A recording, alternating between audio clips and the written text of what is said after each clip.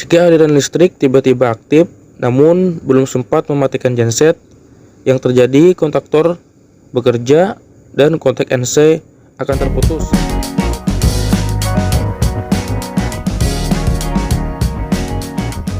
Selamat datang kembali di channel Info Elektrik, tempatnya berbagi informasi seputar teknik listrik. Di video kali ini saya akan mensimulasikan cara merakit panel ATS menggunakan satu kontaktor. Panel ATS dengan satu kontaktor adalah jenis panel ATS yang menggunakan satu jenis kontaktor untuk memindahkan beban listrik dari sumber daya listrik utama ke sumber daya listrik cadangan atau yang sering kita sebut sebagai genset. Panel ATS dengan satu kontaktor ini biasanya digunakan pada instalasi listrik yang memiliki beban tidak terlalu besar. Untuk rumahan cocok lah ya. Jika disimulasikan pada saat aliran listrik dari PLN aktif masuk menuju ke kontaktor, maka kontaktor akan bekerja dan akan mengalirkan arus listrik ke rumah. Lalu bagaimana jika aliran listrik dari PLN padam? Maka kontaktor ini akan tidak bekerja dan aliran listriknya yang dari genset akan menyalurkan aliran listrik menuju ke instalasi rumah. Namun perlu teman-teman ketahui, panel ATS menggunakan satu kontaktor ini masih belum otomatis main failure ya. Untuk menghidupkannya masih tetap manual, namun perpindahan aliran listriknya yang akan berpindah secara otomatis. Baik, kita lanjutkan ke perakitan panelnya. Kabel pasa dari KWH meter masuk ke MCB utama jalur PLN. MCB ini digunakan sebagai sekring pengaman.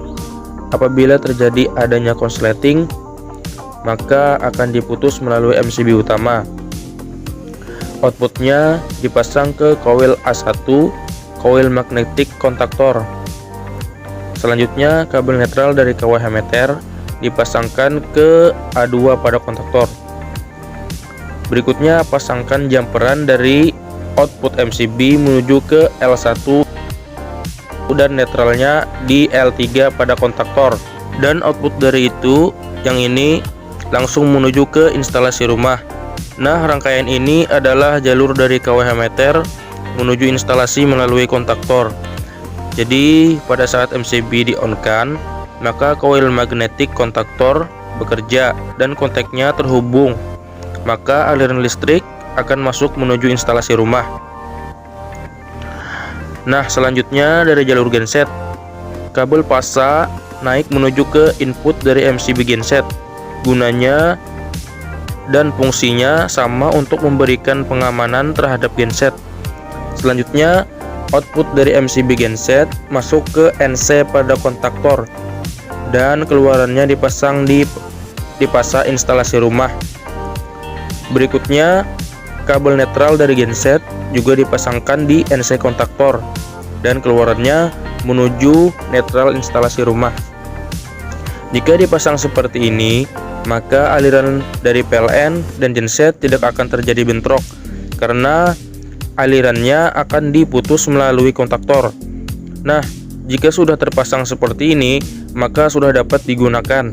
Namun agar lebih mudah untuk mengetahui perpindahan aliran listrik yang mengalir dari PLN ataupun genset, maka baiknya dipasangkan lampu indikator. Untuk pengambilan kabel lampu dari indikator bisa langsung ambilkan dari output di masing-masing MCB PLN maupun genset dan juga pada netralnya. Contohnya seperti ini. Jika sudah terpasang dengan benar, lalu bagaimana sistem kerjanya? Saat aliran listrik dari PLN aktif, arus akan mengalir melalui MCB PLN menuju kontaktor dan kontaktor bekerja. Pada saat kontaktor bekerja, otomatis kontak NC akan terputus, sehingga tidak akan terjadi bentrok tegangan listrik di dua titik sumber tegangan antara PLN dan genset. Lalu, jika PLN padam, arus listrik dari genset akan mengalir melalui kontak NC. Pada saat listrik PLN padam, kontaktor tidak bekerja maka akan memutus aliran dari L1, L5, dan T2, T6. Jika aliran listrik tiba-tiba aktif namun belum sempat mematikan genset, yang terjadi kontaktor bekerja dan kontak NC akan terputus.